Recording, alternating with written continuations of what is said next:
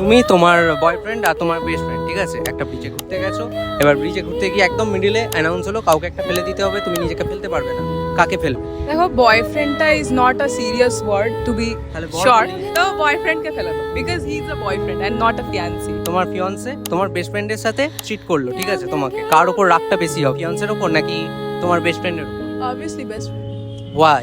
Because আমি ওকে বেশি ট্রাস্ট করি আর নিজেকে মানে ওকে বেশি ক্লোজ ভাবি, নিজের মেনলি বেশি টাইম পিরিয়ডের জন্য জানি আমি ওকে। যদি ফিয়ান্সেই ওকে ফার্স্টে অ্যাপ্রোচ করেছে বেস্ট ফ্রেন্ডকে, তাহলে বেস্ট ফ্রেন্ডের ফার্স্টে আমাকে এসে বলা উচিত ছিল যে তোর ফিয়ান্সে এরকম জিনিসটা করেছে, তাহলে আমি অবভিয়াসলি ফিয়ান্সেকে চুজ করতাম না, বেস্ট ফ্রেন্ডকে চুজ করতাম। কারণ বাট বেস্ট ফ্রেন্ডও ওর সাথে জিনিসটা মানে অ্যাকসেপ্ট করেছে, তাহলে তো এটা আমাকে চিট করাই হলো বেস্ট ফ্রেন্ডের সাথে।